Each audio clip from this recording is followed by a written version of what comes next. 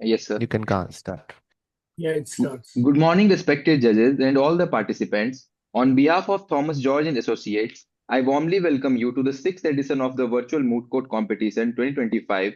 Before we officially begin, I would like to inform all the participants that this session will be recorded for official purposes. I kindly request all the participants to switch on their cameras and keep them on throughout the proceedings.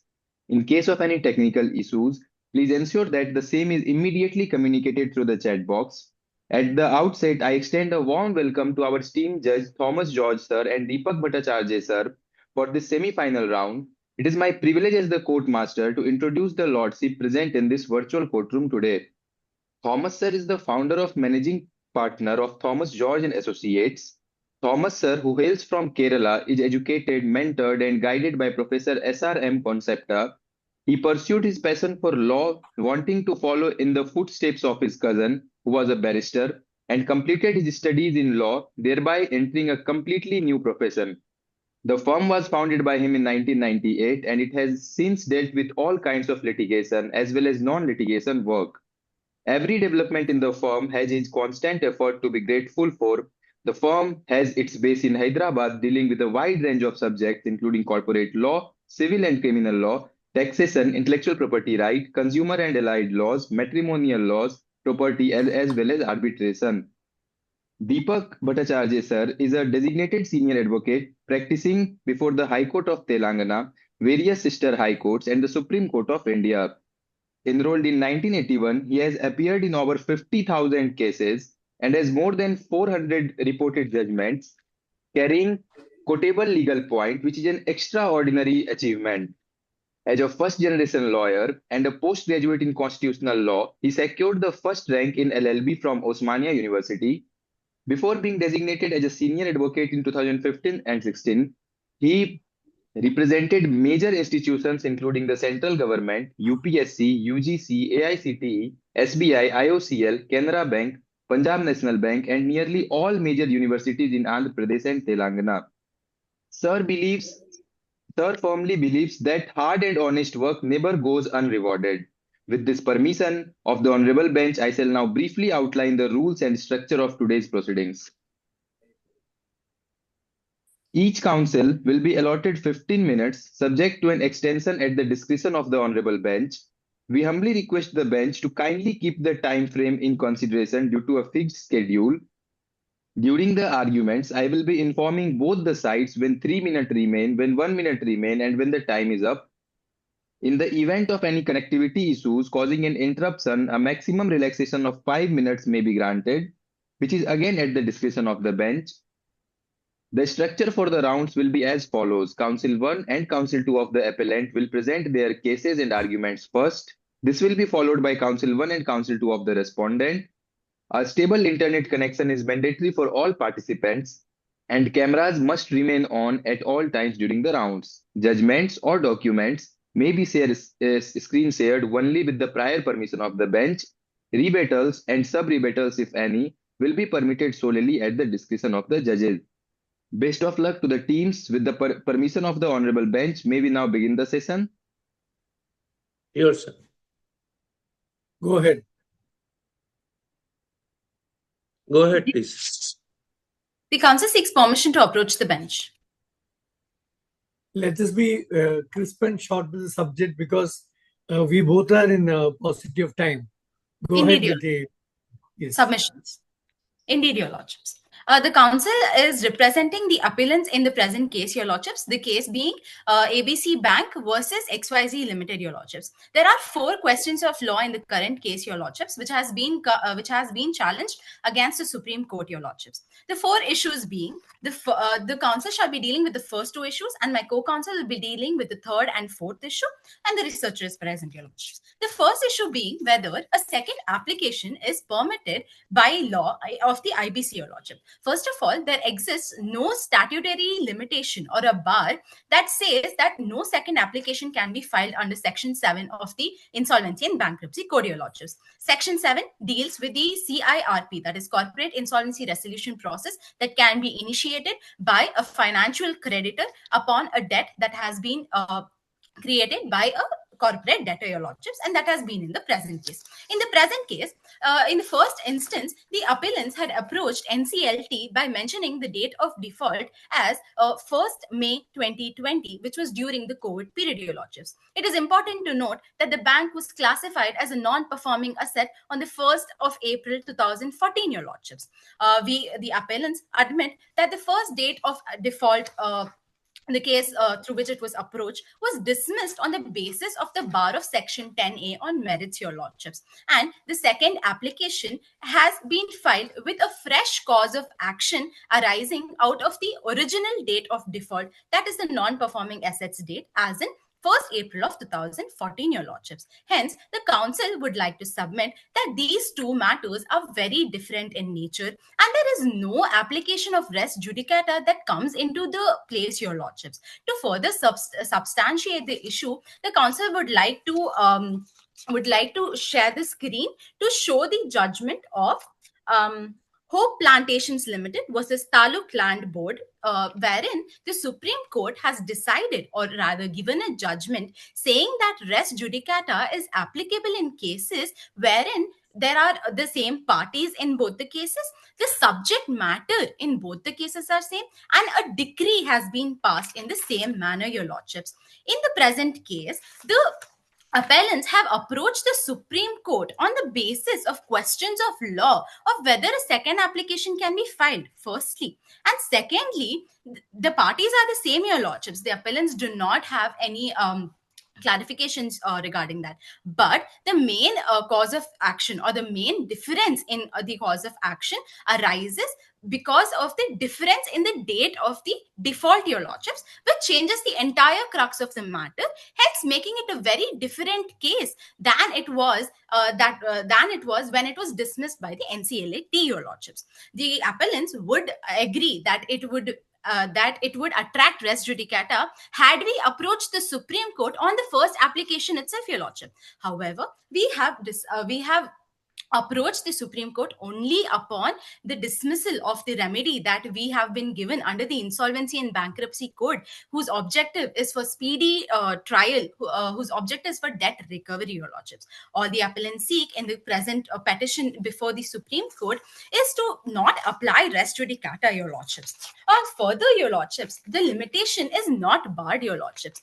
The respondent committed the default in the year 2014, your lordship, subsequently to which in the year of 2014, July 2014, your lordships, the respondents seek the reconstructing of the credit facilities which was not provided due to the discretion of the bank. Further, after a gap of 2 years and 9 months from the declaration of the non-performing asset, the respondents on 1st of January 2017 started seeking letters of one-time settlement to the bank, which ranged from 2017 till the end of the year 2022, your lordships. And in the year of 2020, your lordships, to be very specific, on the 1st of February 2020, the bank issued a letter, it sanctioned a letter in favor of the corporate debtor for repayment of the entire liability, which is an amount of 500 crores, as was agreed on or before the 31st of March 2020, your lordships.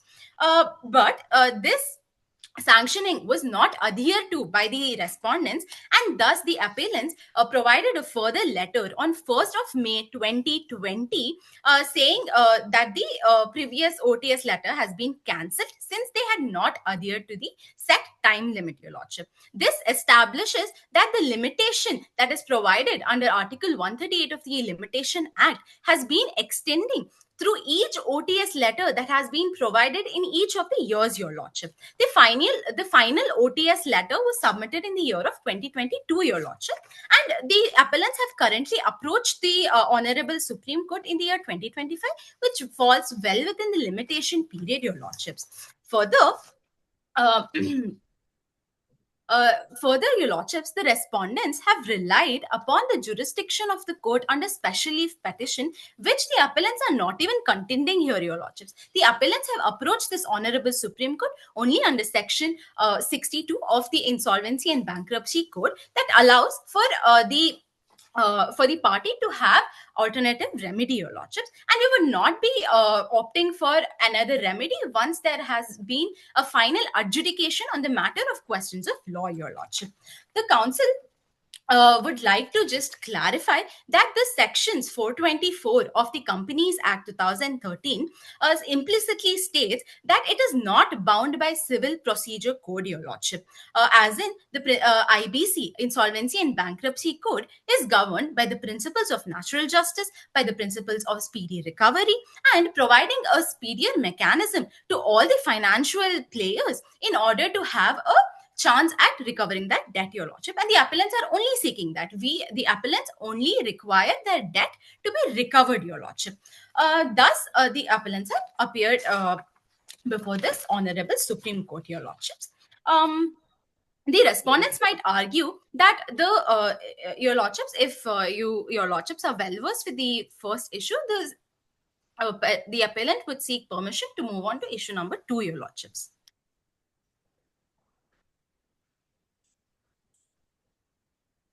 Your lordships. Yes, carry on, please. Indeed, your lordship. Your lordship, the second issue being whether the mentioning of date of default is mandatory or not, the appellants contend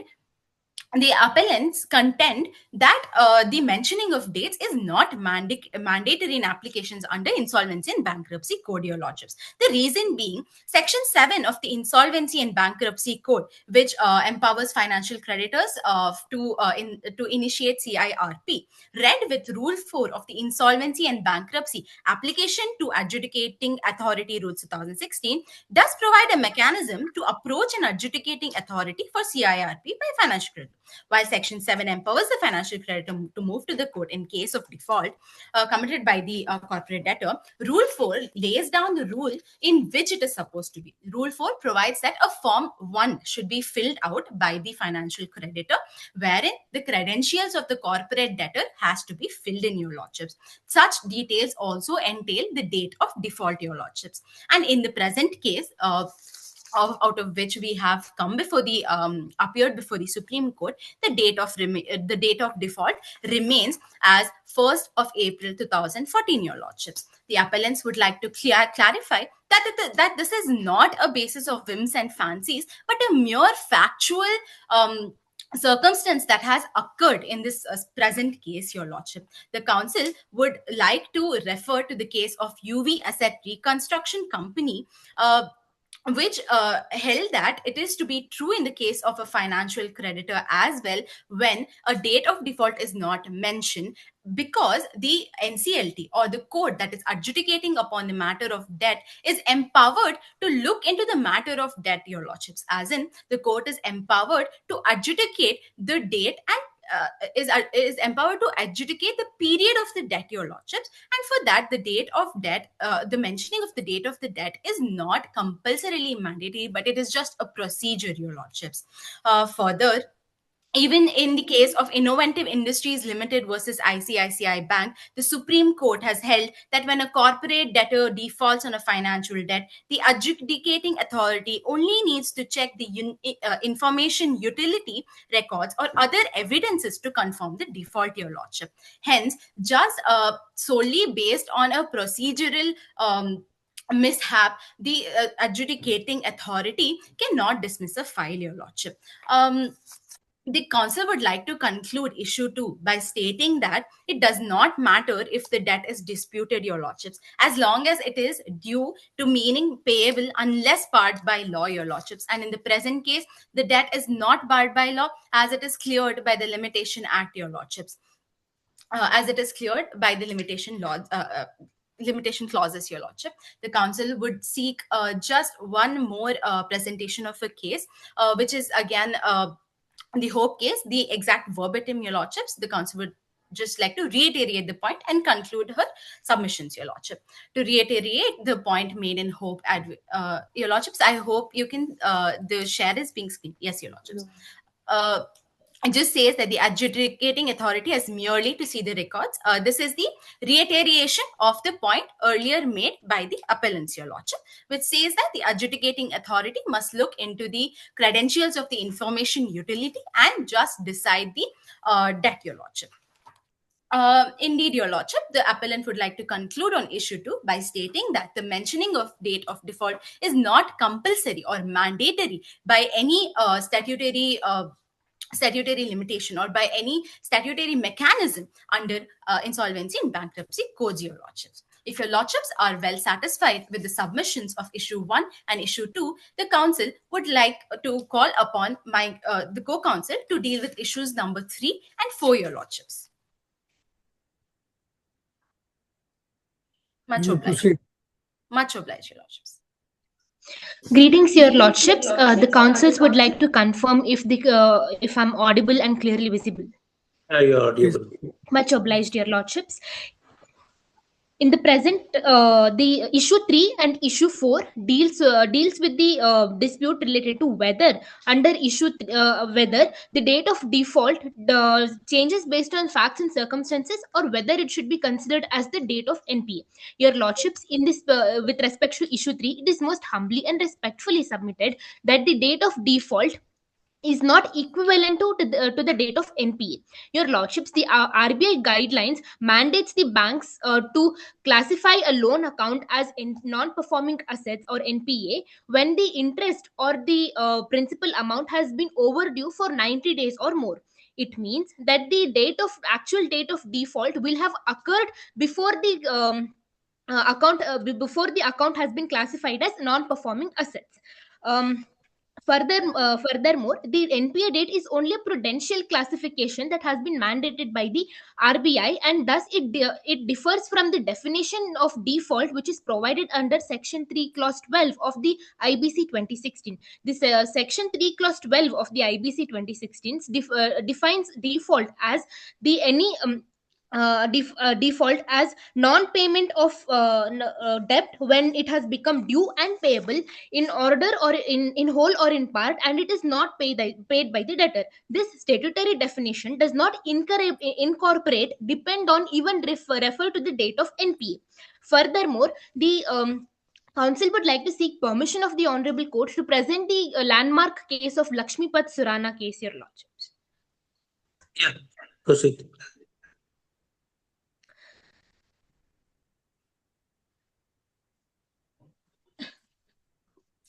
Your Lordships, paragraph 37 of the insolvency and bank of the Lakshmipat Surana case, it has been held by the court that the date of the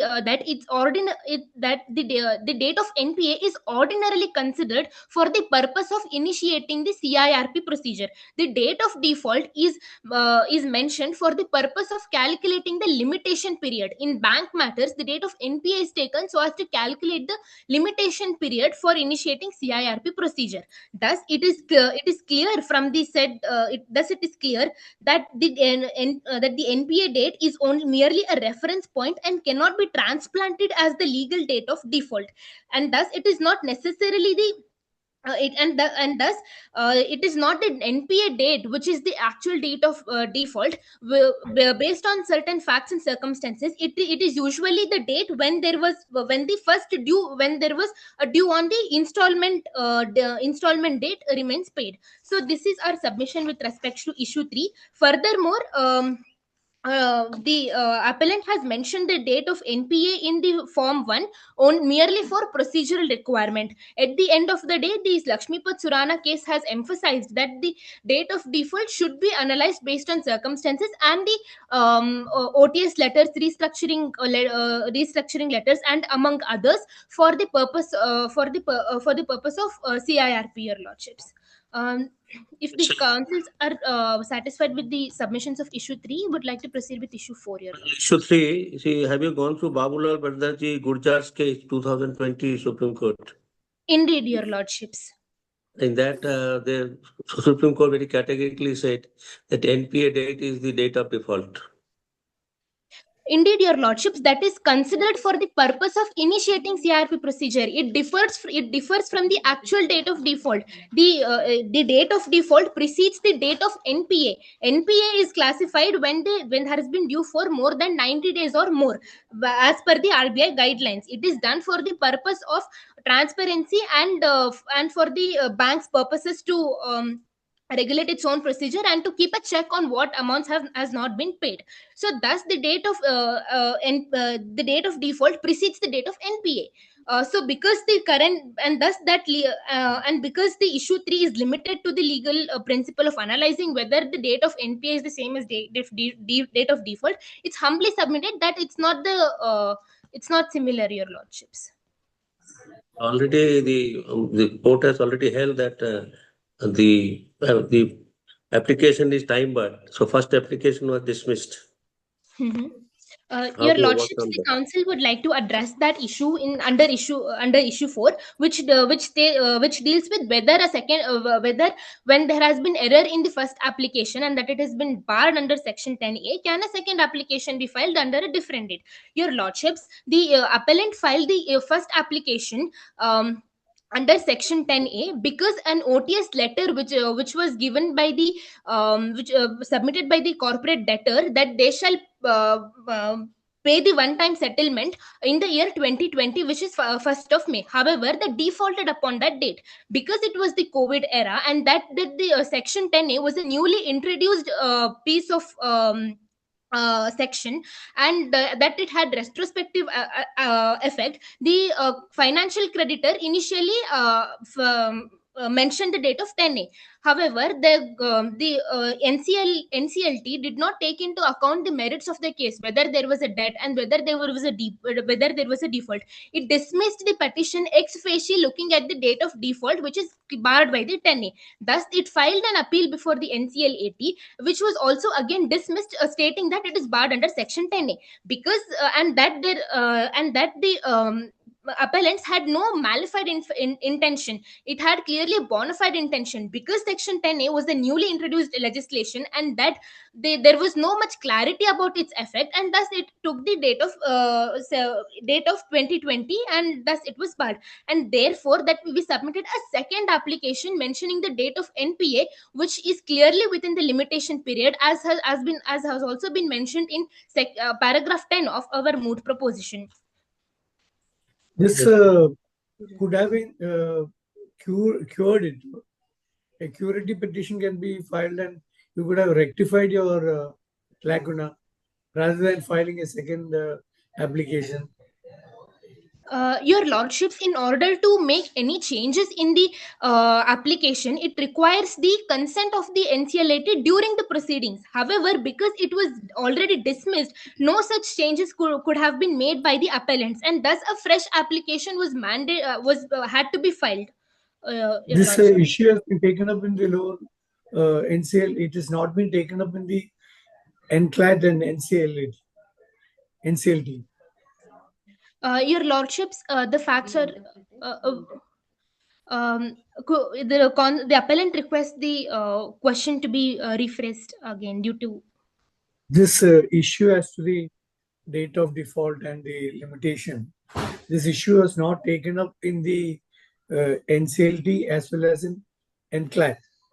Then why you are coming here and mentioning this, and why you went for a second application in this Your case? lordships, the initial application was dismissed at the ex officio without getting into the merits of the case. It dismissed, stating that it was barred by under section 10, and thus it mandated us to file a second application, your lordships.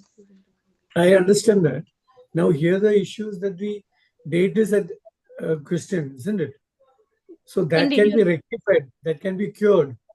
So why you have to come here instead of curing it in the lower court?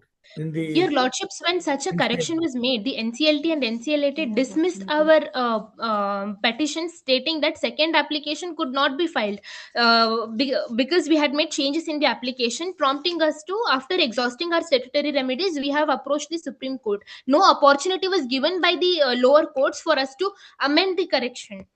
one more small question to you, sir. I'm sorry. Now, is Supreme Court the place, or you can go to the writ court, isn't it, in the High Court? Your lordships, 226.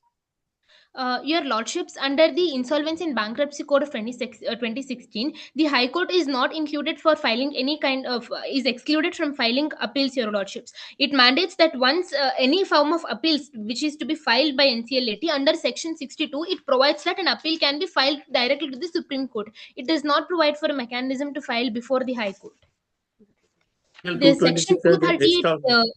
extra. Section 238 of IBC overrides, as in there is conflict between the strict application of CPC rule and which conflicts with the core objectives of IBC. You please answer to my brother judge. He's asking a question on the same. Article 226. Article 226 of the Constitution is an extraordinary remedy. We cannot say that the jurisdiction of the High Court under 226 is ousted. It's a discretionary remedy.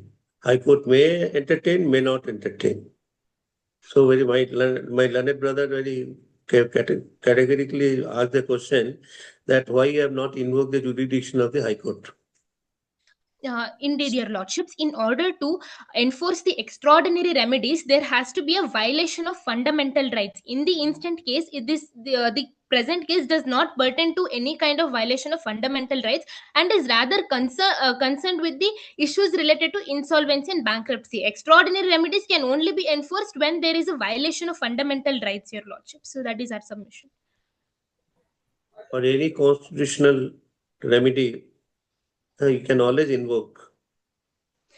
Your lordship, when there has been a genuine constitutional or fundamental rights violation, can a writ petition be filed? However, in the present instance, we are filing an appeal against the decision of the NCLAT, which has dismissed our petition on the grounds that a second application is barred under the principles of res judicata. No, what my brother judge was saying is, under 226, this can, because it is an inherent power. No, in the IBC, there is no bar telling that NCLAT, the appellate court is Supreme Court. It is not mentioned that. If that was the case, it's a different thing. Now here, you could have come to under Article 226, isn't it? Your lordship, section 62 of the IBC code 2016 itself states, and any kind of if the appellant is not satisfied with the decisions of NCLAT, to approach the Supreme Court. That is the mechanism which has been provided under the IBC code. Can you please show me that? Can you please show me that? Indeed, your lordships. The council seeks a couple of minutes so that in order to present the screen, your lordships. Because since you mentioned that in 62, the appellate is from NCLAT, it has go to Supreme Court. That's why I'm asking for that provision of law. It says so. Indeed, your lordships.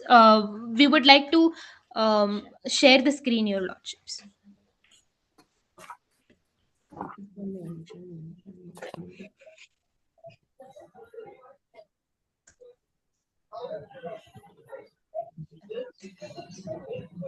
The council would like to confirm if the screen is visible. Yes. Yeah.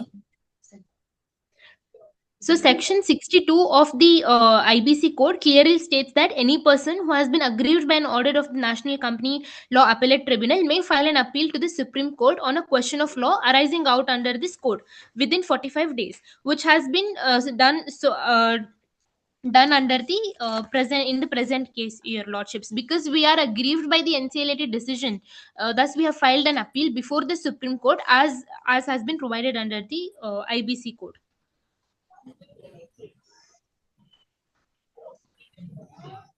Well, Have you come across the ECI judgment of Supreme Court? Your lordships, the council. There, the Supreme Court has held that any statute barring the jurisdiction of the High Court is incorrect. High Court always can exercise the extraordinary power under Article 226. That is how, CAT is our Central Administrative Tribunal's order has been not questioned before the High Court. The jurisdiction was earlier barred. It is only after the ECL case, High Court has resumed the jurisdiction and and utilizing his discretionary powers. Indeed, Your Lordships. Because the remedy as has been provided under the IBC, we have thus approached the Supreme Court. Furthermore, in order to approach the High Court, there has to be for an order that has been passed by NCLAT and the appellant is aggrieved, the court cannot approach the NCLAT as it has as IBC overrides the CPC provisions, Your Lordships. It's not CPC. It's not CPC. We are talking about the writ jurisdiction. Anyway, you proceed. You proceed. Indeed, Your Lordships. To continue with the submissions pertaining to issue 4, as has already been reiterated that the initial application was filed with a bona fide intention and the second application does not have any malified intention. Secondly, the form 1 is merely procedural in nature under and that it cannot override the substantive justice, Your Lordship. Section 7 requires two main components to exist for filing a petition under Section 7. It requires there has to be an existence of financial debt and that there has to be an occurrence of default, which are clearly well established in the present case. Furthermore, Your Lordships, the adjudicating authority is also required to act on the principles of equity, justice, and good conscience. The council would like to seek permission of the honorable court to present. May I pause you here because already time is up. Indeed, Your Lordships. So, if anything is required, you may take the permission of my brother judge. Yeah, please continue. Indeed, Your Lordships. The council seeks permission to present the case of Siri Infin Lease Private Limited case, Your Lordships, wherein it was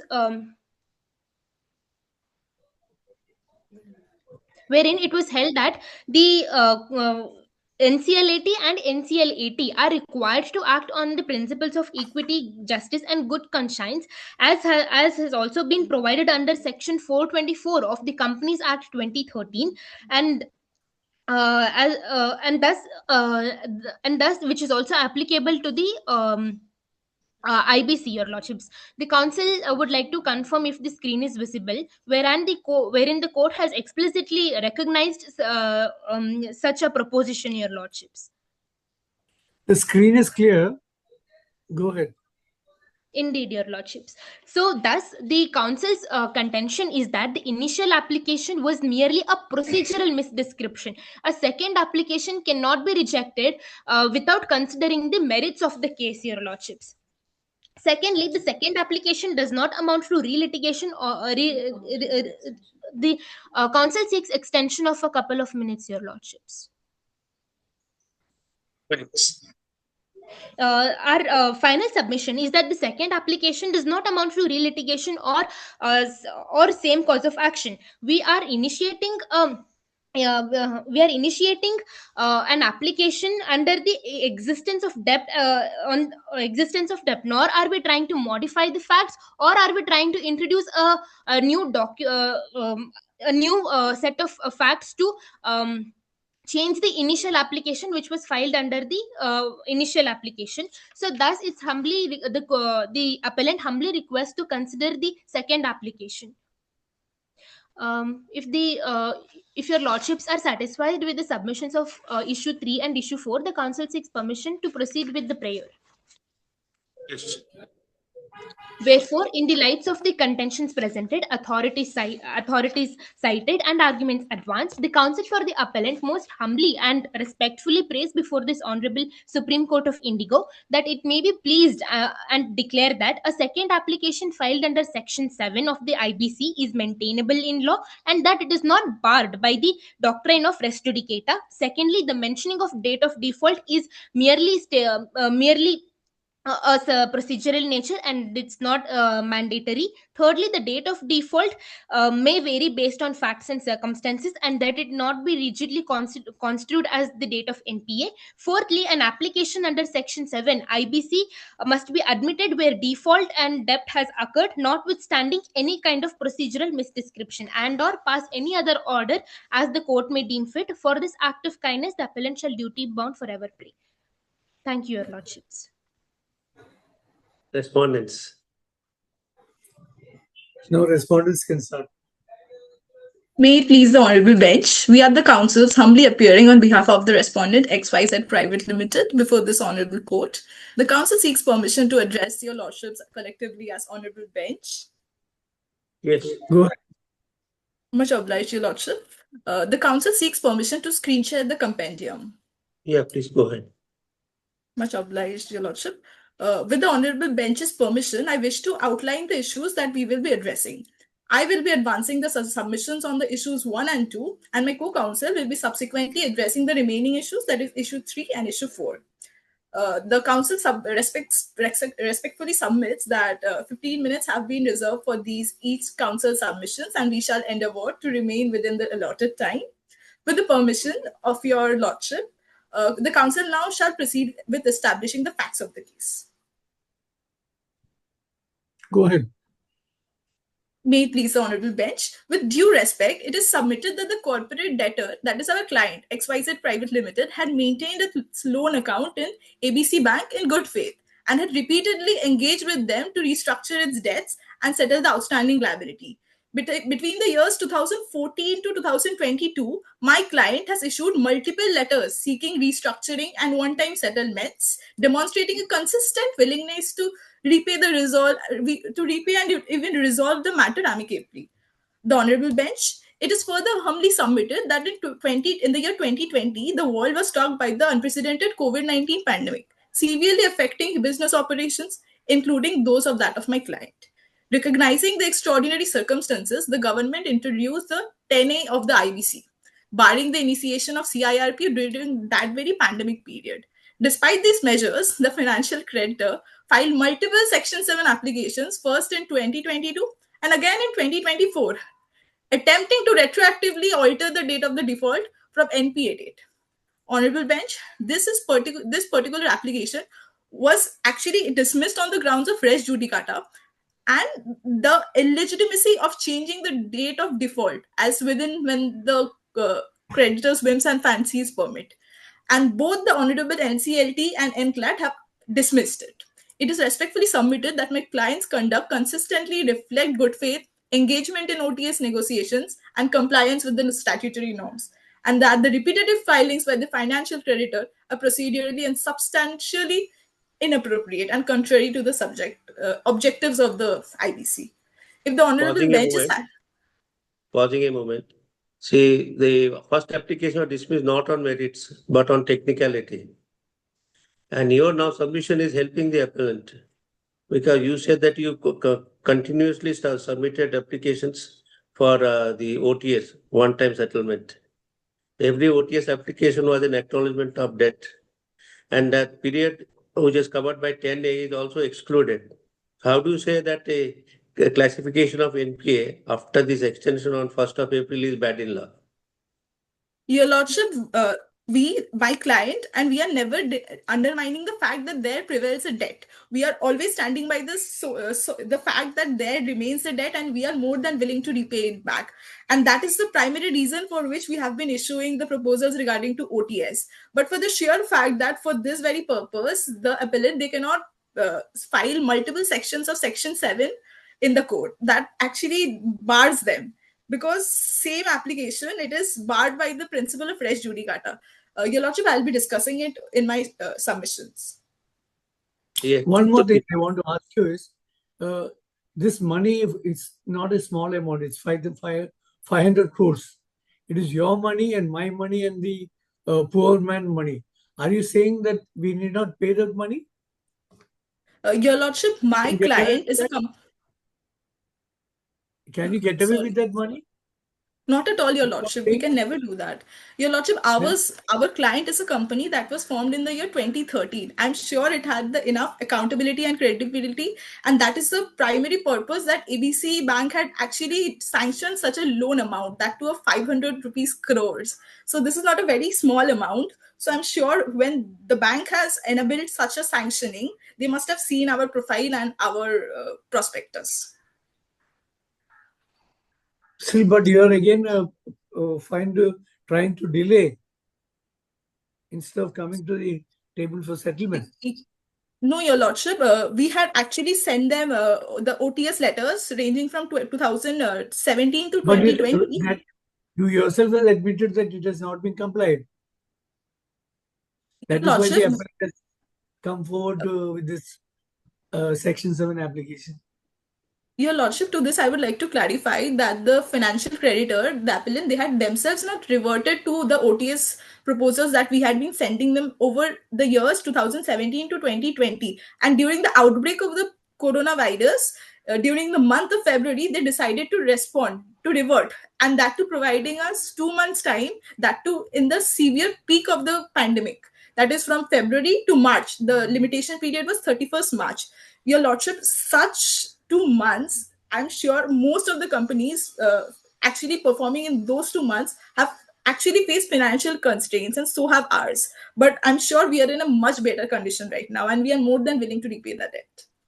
Yeah, Okay. that's so that you are not ready to repay the debt. Yes, Your Lordship. Please proceed. Much obliged, Your Lordship. So I shall now proceed with the issue 1, which deals with whether or not a Section 7 application under IBC is barred by law. May it please the court, the respondents, we humbly submit with utmost clarity and firmness that a second Section 7 application filed by the appellant is legally barred, procedurally impermissible, and constitutionally offensive to the principle of finality in judicial proceedings. The appellant seeks to re-agitate what has already been decided. This honorable bench is a very abuse of the process of the court, which the IBC had been designed to prevent.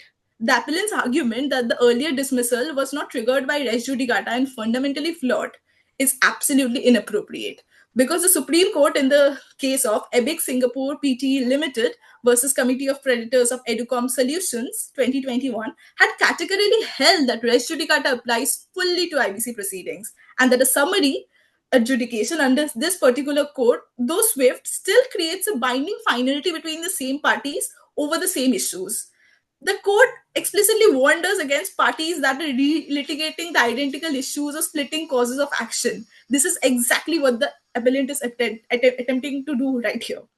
Honorable bench, the NCLAT, also in the case of Indian Bank versus K.R. Tirumurugan, reinforced this principle by holding that a second insolvency proceeding, even if under a different section, if not is absolutely not maintainable once the petition has been filed and adjudicated. This is because the court does not permit multiplicity of proceedings on the very same underlying default. The integrity of this insolvency resolution depends on the certainty, not perpetual litigation that goes on and on.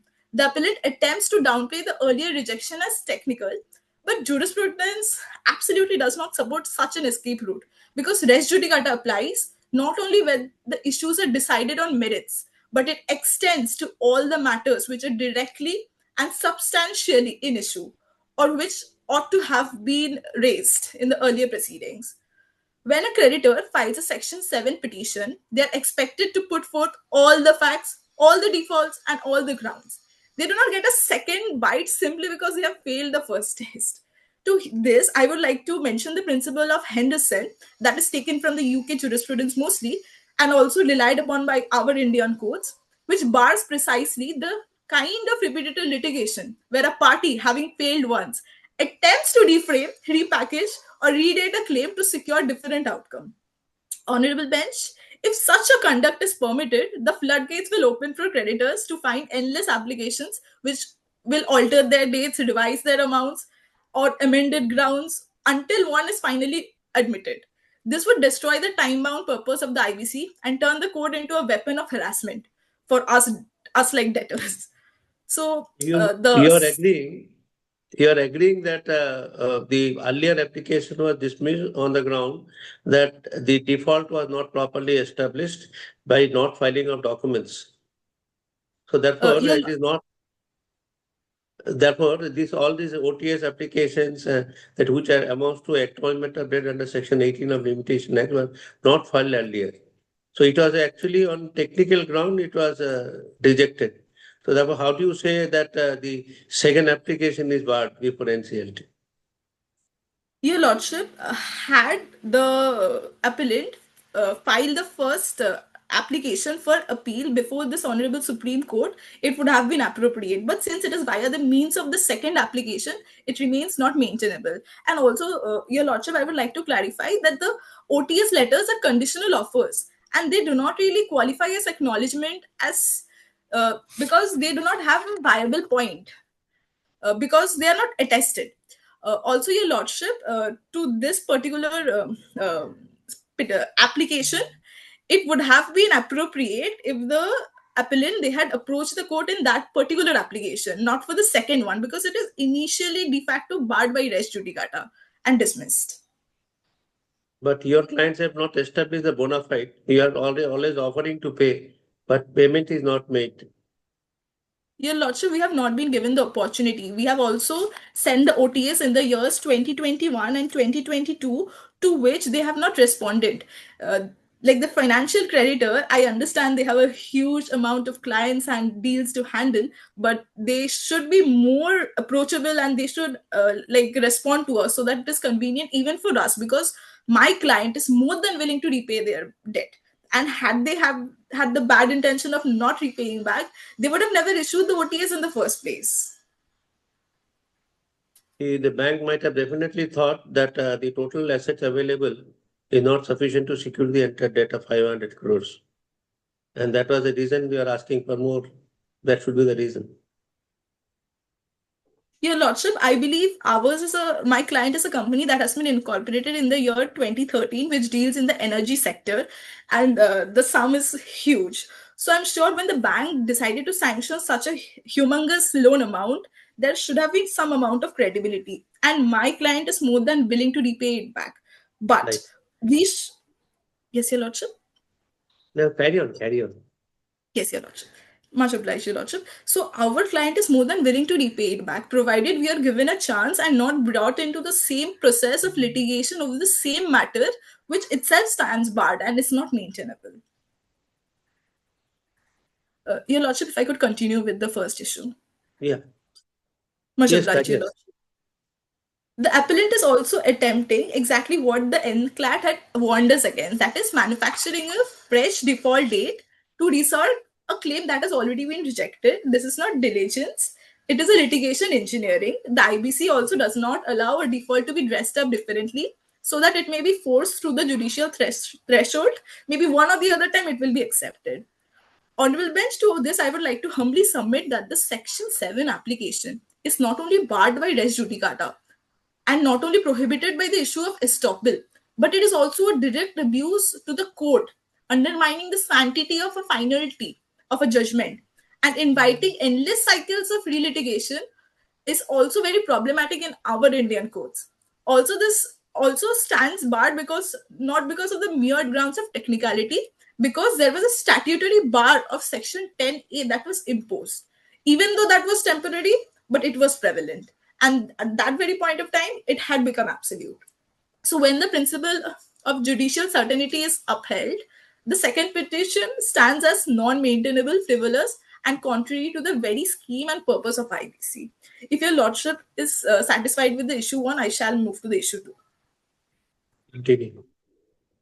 Much Go obliged, ahead. Your lordship. Go ahead. Much obliged, honorable bench. So the second issue deals with whether the mentioning of the correct date of default is mandatory under IBC or not.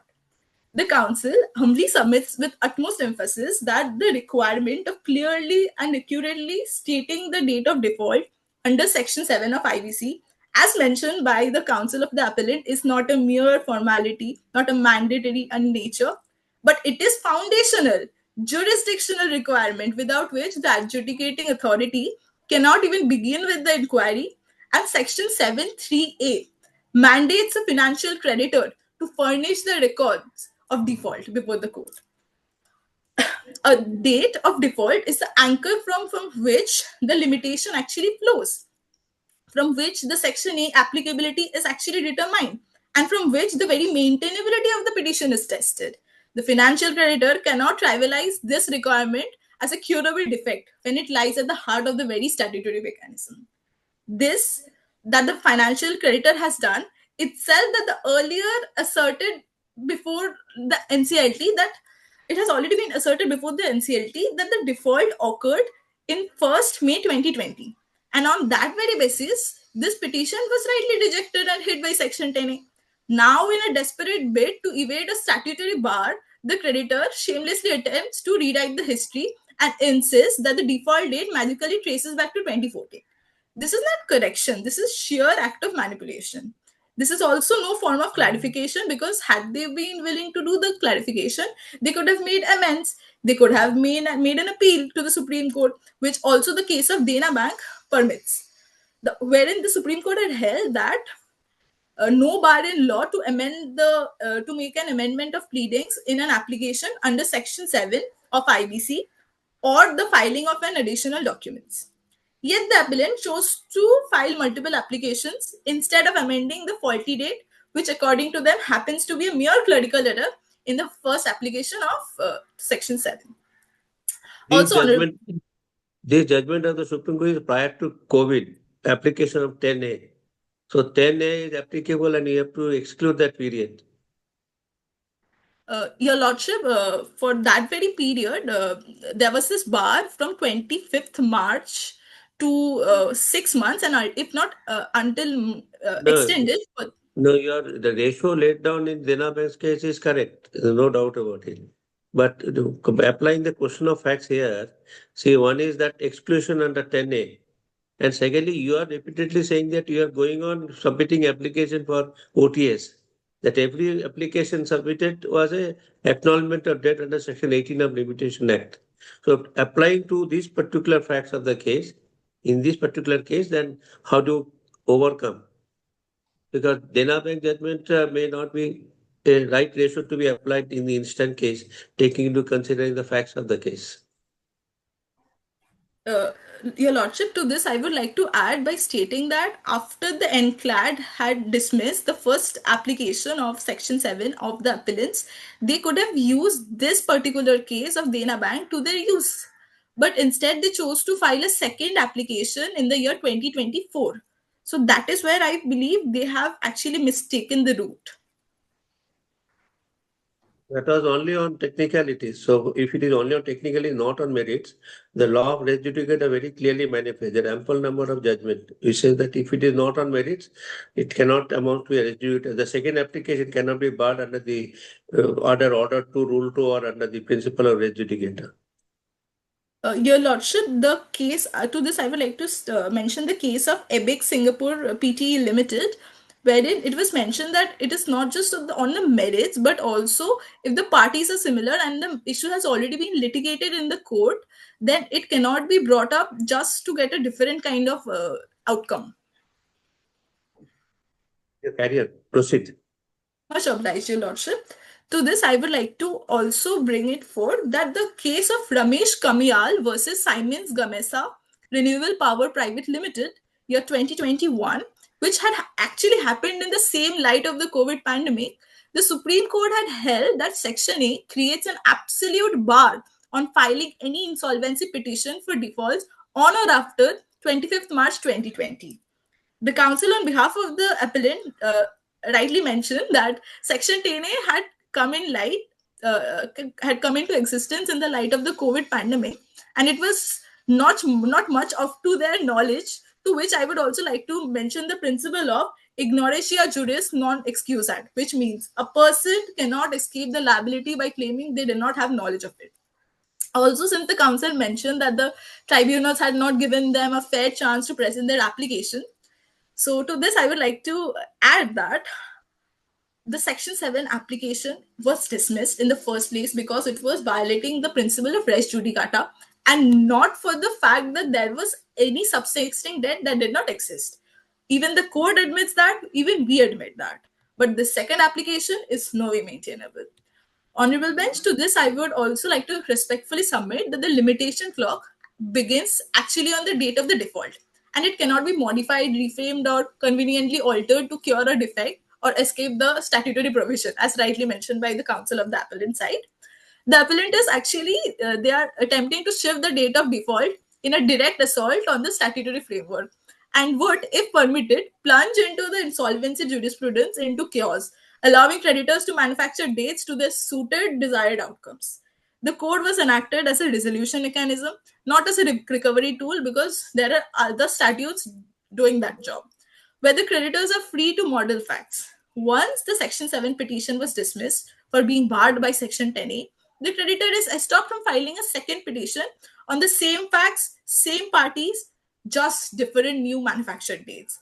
The doctrine of res judicata completely applies in full force in this particular matter.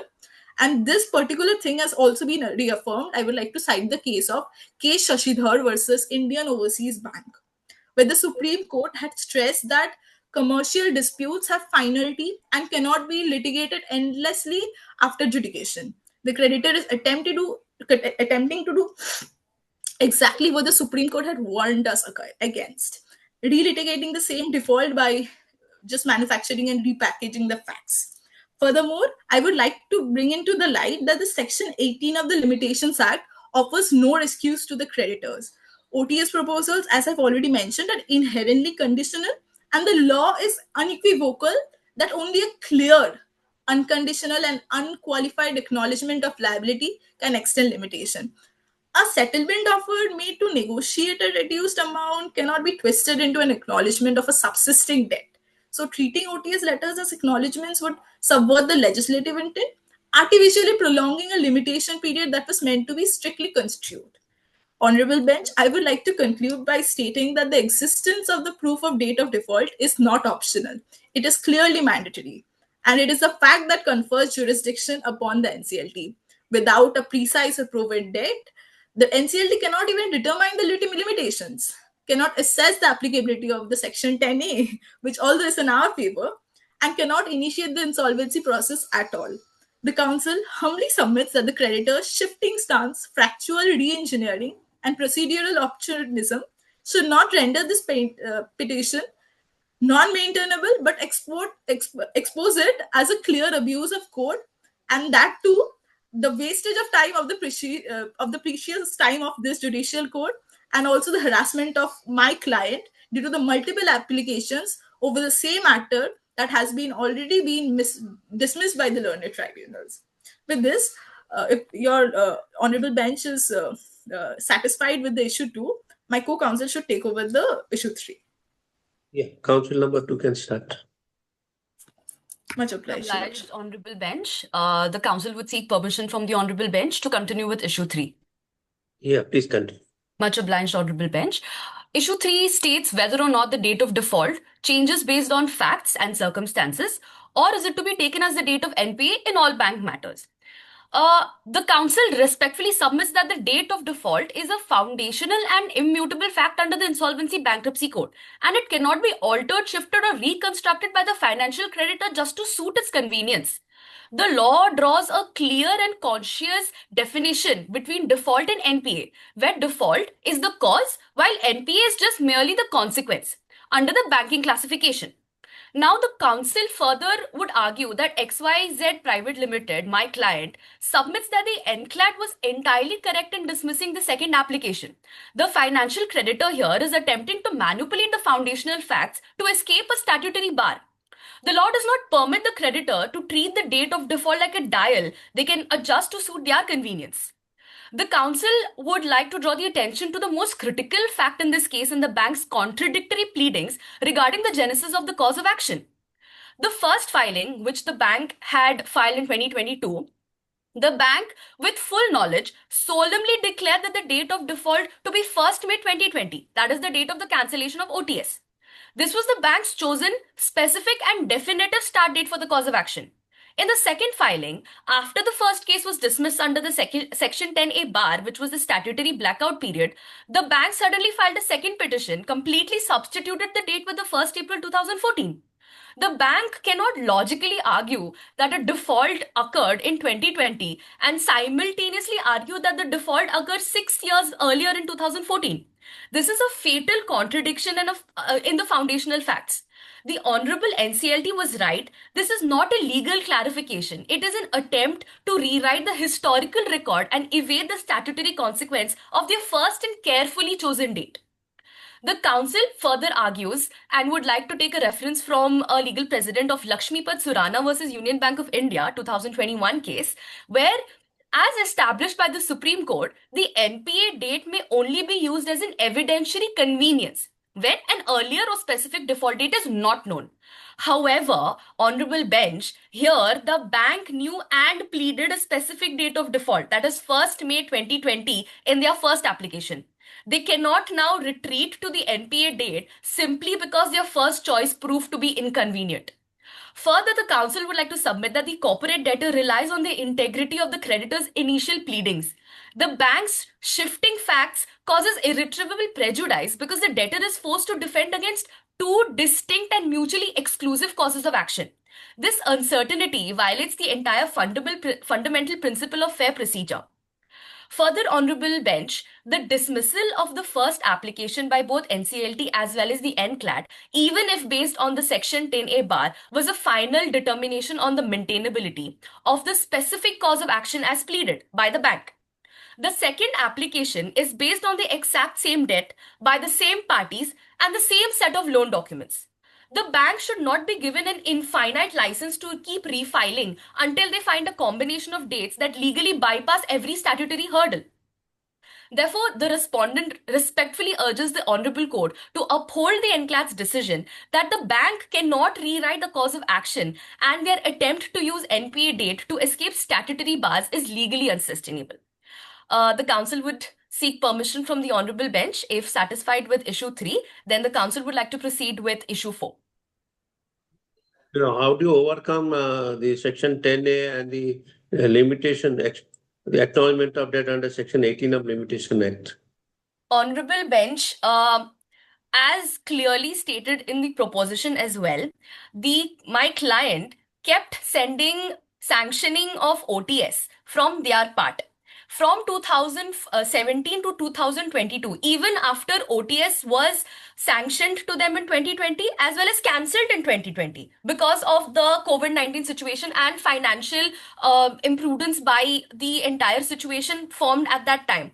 When Section 10 was applied here, which is a temporary placement of time provided to the company over here who was going through a financial problem during the COVID-19, it adds to the advantage of our particular financial situation over here, where the bank, when heard and understood that the case was dismissed because their Section 10A bar was applied to them, they implied to manipulating the date and completely changing the date so that they don't have to comply with the Section 10A bar.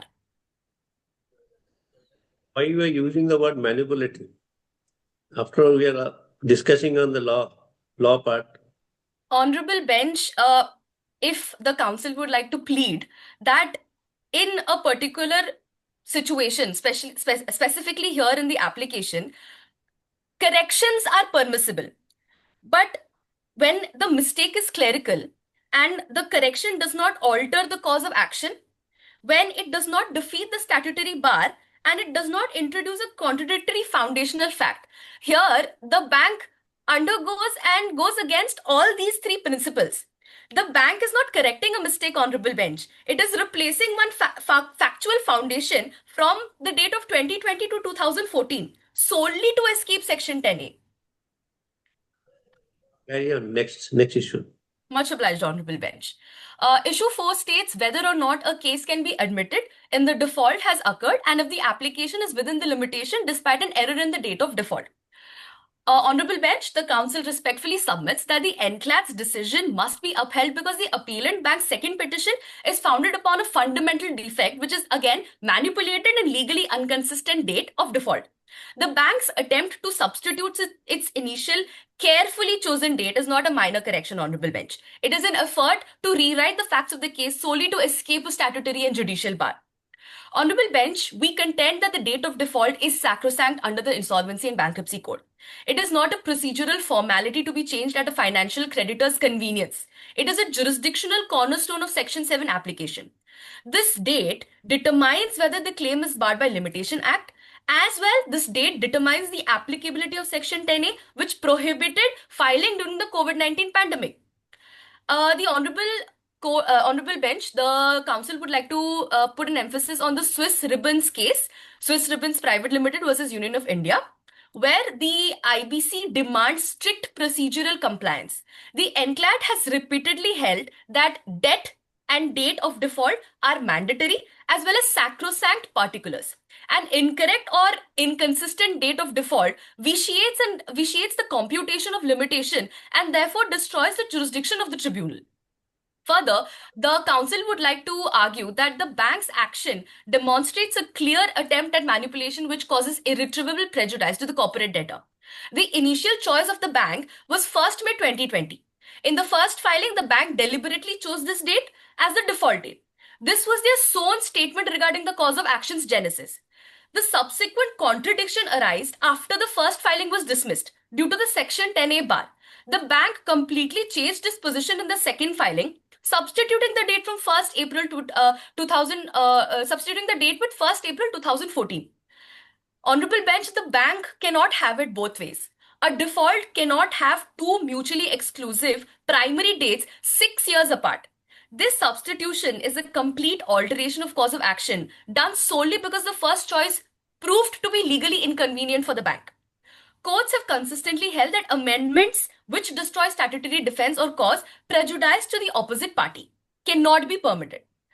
Further, Honorable Bench, the council would like to contend that the core purpose of date change was to circumvent the statutory protection given to the debtors under Section 10A. The first filing fell squarely within the Section 10A blackout period, hence the dismissal. The second filing was an attempt to push the default before the blackout began. The bank is arguing that while their first petition was correctly dismissed under a statutory bar, they should be allowed to simply rewind the clock 6 years to make the claim retroactively maintainable. This undermines the intent of legislature which created Section 10A to grant relief to companies facing pandemic-related distress, Honorable Bench. Hence, the council would submit that since the second application is founded on an inconsistent date, the bank has failed to meet the mandatory requirement of stating a sacrosanct date of default. We respectfully urge the Honorable Court to dismiss the appeal and affirm the NCLAT's finding that the petition is rightly rejected. Honorable Bench, if Honorable Bench is satisfied with the arguments, then the council would like to proceed with the prayer. You want to have Go the ahead. cake and eat it too. You want to have the cake and eat it too. Honorable Bench, as stated in the proposition, as stated in all the evidence that is provided, all the documents, there is acknowledgement of the liability that has been already stated to the bank that yes, we owe the debt, yes, we do want to repay back. But it is the bank who has not acknowledged the acknowledgements given by the company here. Therefore, it is the bank who has erred on making any kind of communication. Even if the bank had, I understand the bank is a public sector bank there to give credibility to multiple companies, multiple clients. That does not give them the opportunity or does not give them the entitlement to not communicate any kind of acknowledgement, where we have been sending OTS sanctioning applications from 2017 to 2022, even after the OTS cancellation had occurred in 2020. Since you have started your prayer and then went back on this, you are giving me a room to ask you. When you have already acknowledged by giving offer of OTS, definitely your limitation is extended, isn't it? Yes, Honorable Bench. When I am acknowledging my liability to pay, the entire matter here is not that we are not able to pay or we can pay.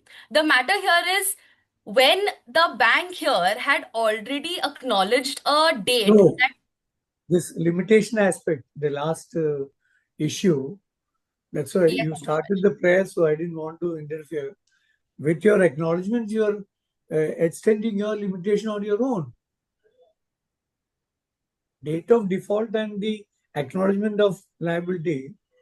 Acknowledgement of liability is the limitation.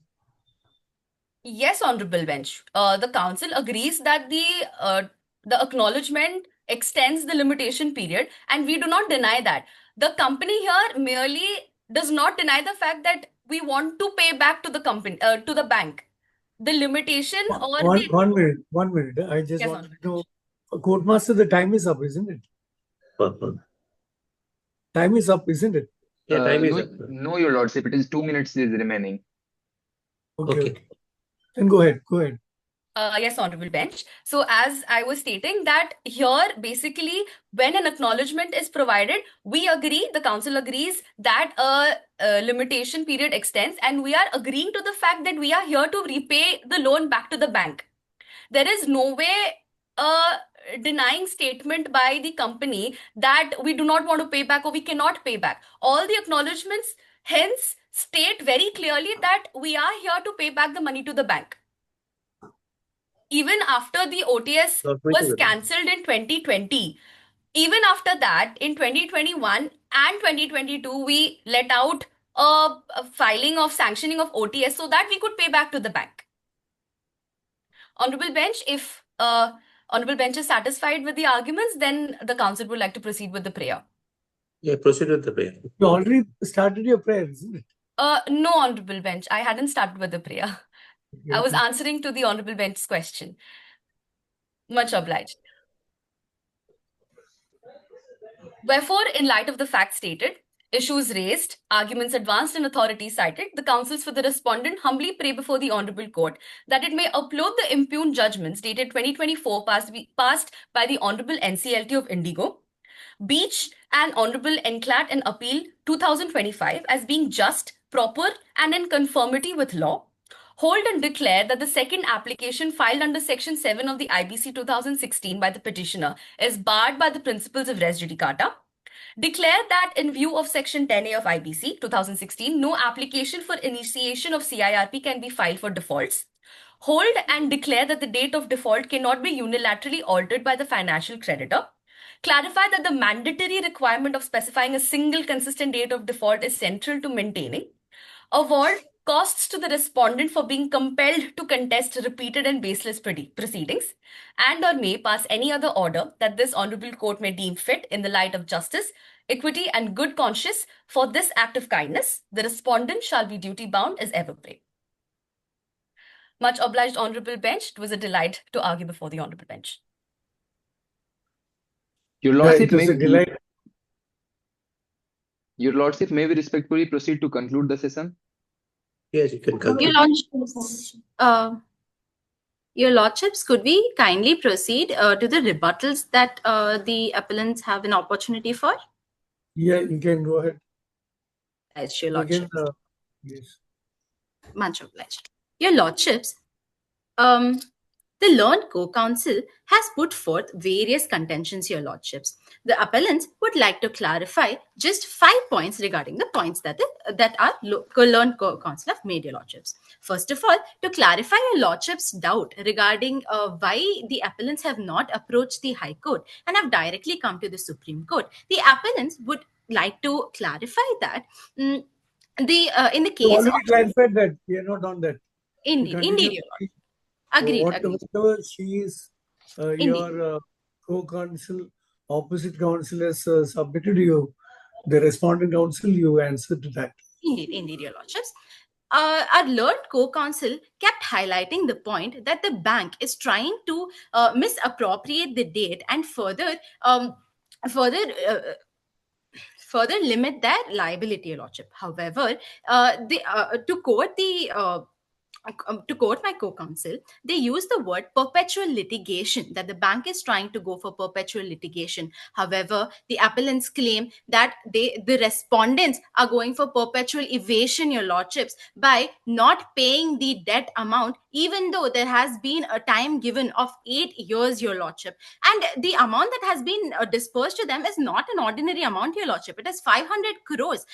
The bank, ABC Bank, is a public sector bank. So the 500 crores that has been disbursed is the amount of the public, Your Lordship. And upon several chances, the respondents have not been able to comply with the debt, Your Lordships. Further, our learned co-counsel stated that the OTS cannot be a valid acknowledgement, Your Lordships. However, in Tejas Kandar versus Bank of Baroda, it was explicitly mentioned that, Your Lordships, we request the permission to share the screen in order to show the relevant paragraph. It was explicitly held that one-time notices or one-time service, it serves as an acknowledgement in order to extend the limitations, Your Lordship. And, Your Lordship, in the present case, there has been no evasion made by the bank, Your Lordships. If that was the intention of the case, if that was the intention of the bank, Your Lordships, the banks would have gone to the appellants would have approached the Supreme Court based on the first application itself, Your Lordship. However, we, exercising diligence, have approached the Supreme Court on a second application by remedifying the default of the date, Your Lordships. The current appellants are only seeking the recovery of the actual debt of 500 crores, Your Lordship. The respondents kept mentioning that they intend to clear the debt, Your Lordship. However, if such intention was really clear, Your Lordships, upon giving the chance of a one-time settlement on the date of 1st February 2020 with a time period of 1 month, Your Lordship, the respondents should have cleared their debt, Your Lordships. But even after having been given such a chance, they extended the limitation to 2020, Your Lordship. And to bring to Your Lordship's kind notice, XYZ is no ordinary company, Your Lordship. It exercises businesses it has businesses in various business activities, and it is also exercising its activity in an energy sector, Your Lordship. Energy sector is no small amount of sector that generates a small income, Your Lordship. It can be well assumed and logically deduced that XYZ company has the capacity to pay back this 500 crores, and its intention is malified in nature, Your Lordships. Further, my learned co-counsel also mentioned that res judicata is applicable simply because of the fact that it's the same parties. However, in the case of Sulochana Amma versus as is being shared on the screen, Your Lordships, we have already covered this point.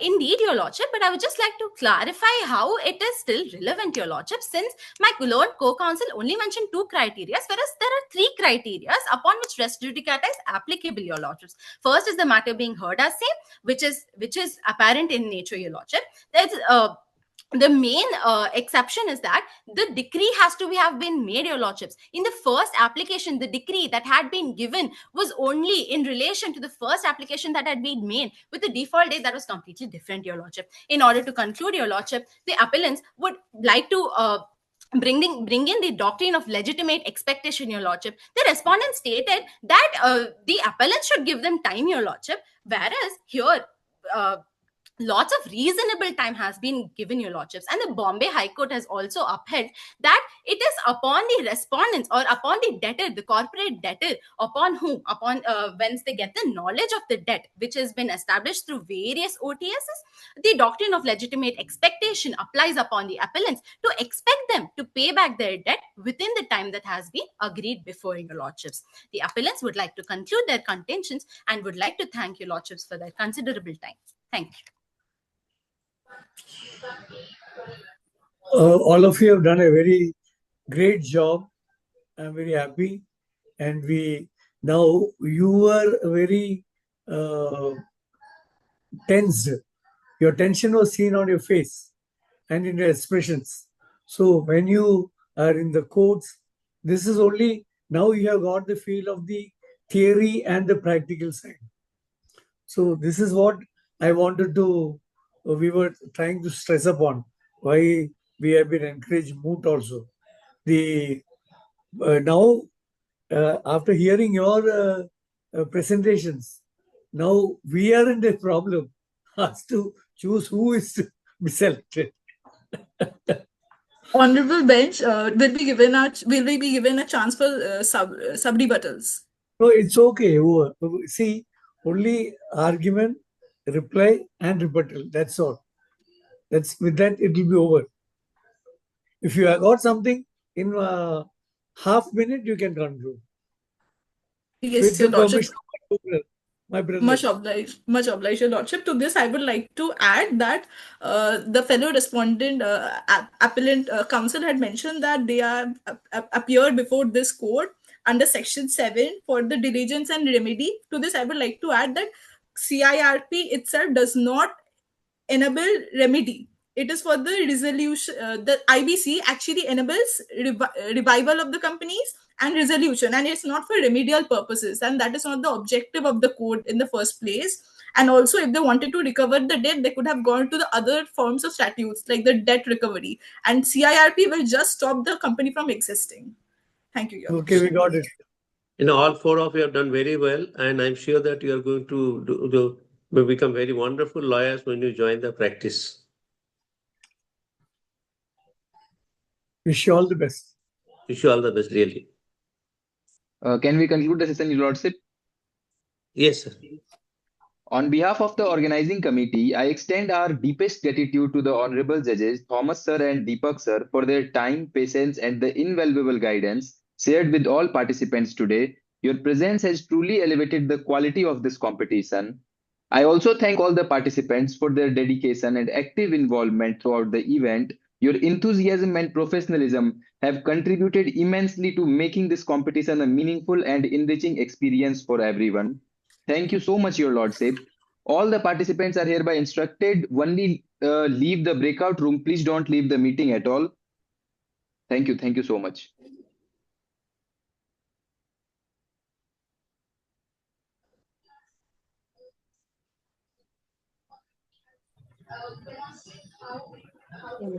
Thank you, Your Lordships. Thank you.